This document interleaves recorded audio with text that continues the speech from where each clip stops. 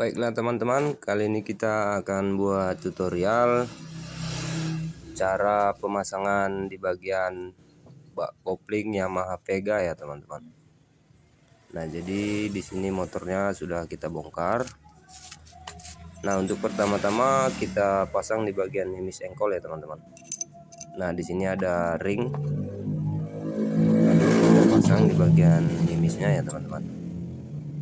Nah, jadi untuk di bagian mimis engkolnya jangan lupa ada ring yang terletak di dalam lonceng ya teman-teman.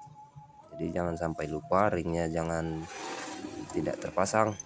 Nah, seperti ini ya teman-teman.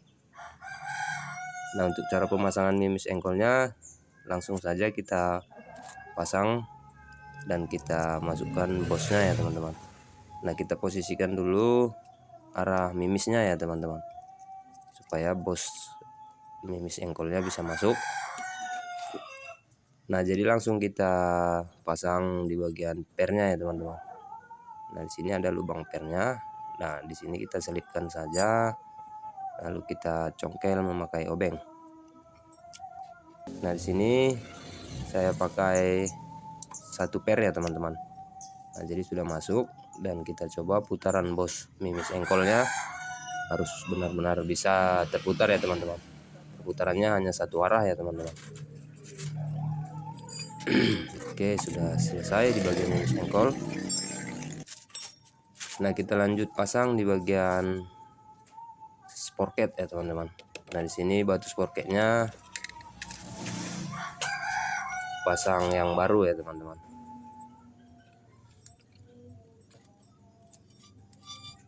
Nah, untuk posisi loncengnya seperti ini ya teman-teman. Nah, di sini ada bis untuk rumah loncengnya.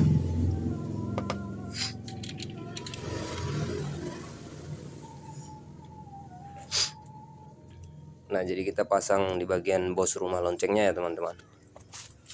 Nah, untuk cara pemasangan di bagian sporket jangan sampai sporketnya macet ya teman-teman. Jadi saat kita lakukan pengencangan di bagian murnya, sporketnya harus benar-benar bisa diputar ya teman-teman.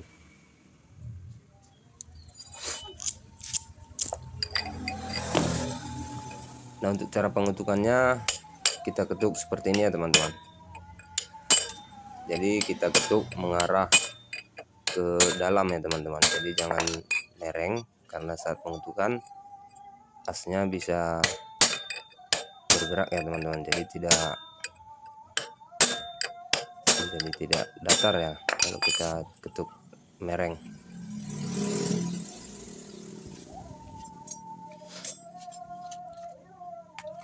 Nah, di bagian loncengnya sudah terpasang dan loncengnya juga terputar bebas ya teman-teman. Jadi kita lanjut di bagian rumah kampas kopling ya teman-teman. Nah, di sini bosnya kita pasang. Nah, kita pasang di bagian rantangnya. Nah, kita perhatikan ya teman-teman. Di bagian rantang harus sesuai dengan gigi balancing ya teman-teman. Jadi jangan ada yang menggesek. Nah, untuk di bagian rumah rantangnya terdapat satu ring ya teman-teman. Jadi untuk ring ini jangan lupa, karena kalau ringnya tidak terpasang mungkin rumah kampasnya akan macet saat diikat dengan mur ya teman-teman.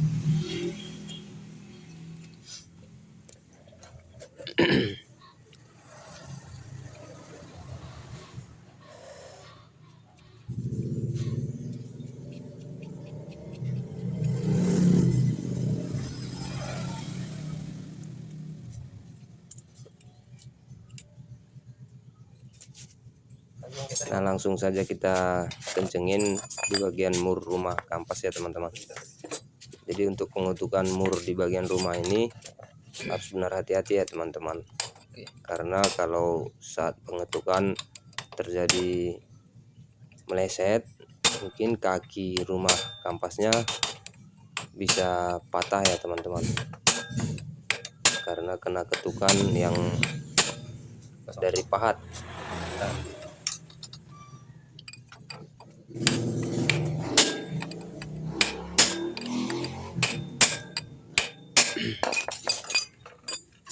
Nah di sini rumah kampasnya harus benar-benar terlepas putarannya. Nah seperti ini ya teman-teman. Jadi sudah kita kencengin di bagian murnya. Nah lanjut kita pasang di bagian kain close ya teman-teman. Nah di sini kita renjam dulu memakai oli supaya kain close-nya tetap awet ya teman-teman. Jadi kalau kita siram pakai oli seperti ini, dia tetap basah, jadi tidak terjadi kekeringan ya teman-teman. Di bagian kain close tidak boleh kering, karena kalau kering mungkin akan terjadi kosong ya teman-teman, kain close-nya cepat habis.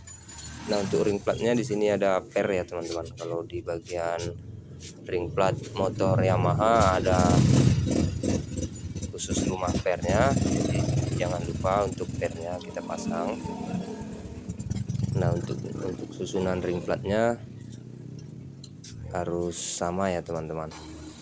Jadi kalau dia posisi tajamnya ke atas, nah diraba seperti ini ya teman-teman, harus sejajar posisinya. Begitu seterusnya sampai kain close dan ring platnya terpasang semua ya teman-teman.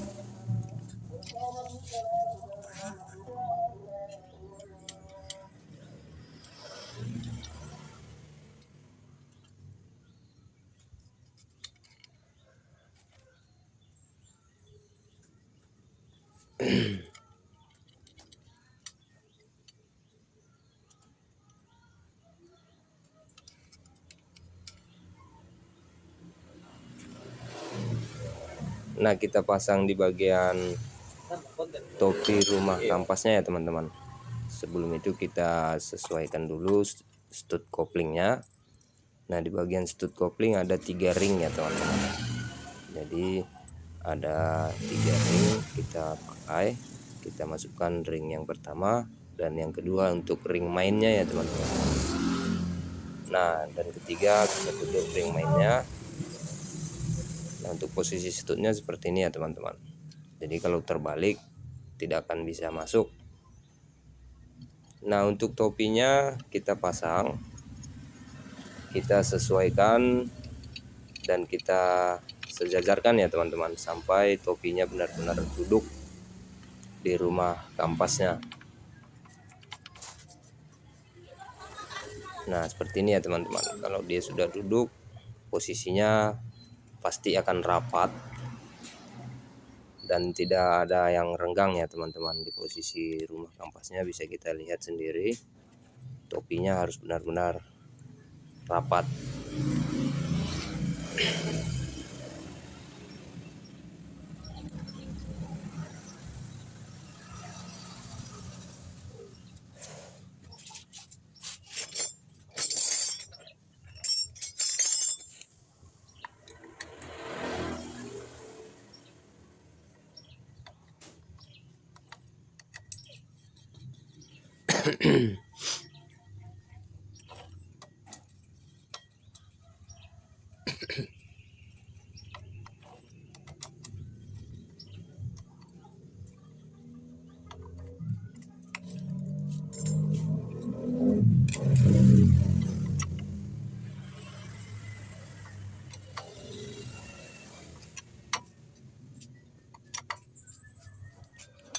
Oke, jadi seperti ini posisinya ya teman-teman. Jadi sudah selesai terpasang dan kita lihat juga pemasangannya tidak ada masalah ya teman-teman. Nah jadi kita lanjut di bagian per engkolnya. Nah untuk pemasangan as engkolnya, terlebih dulu kita paskan posisi top dengan posisi per penahannya ya teman-teman. Nah jadi masuk ke lubang ini. Nah kalau sudah seperti ini kita tinggal masukkan di bagian per engkolnya ya teman-teman. Nah jadi di atas ini ada lubang untuk pernya, kita masukin ke lubang ini ya teman-teman, supaya engkolnya bisa balik saat kita lakukan engkol. Nah seperti ini ya teman-teman posisi as engkolnya. Oke teman-teman, untuk pemasangan kain close dan sprocketnya sudah selesai, kita lanjut di bagian pemasangan bak kopling ya teman-teman. Nah, jadi videonya sampai di sini ya teman-teman. Tetap tonton video ini sampai habis.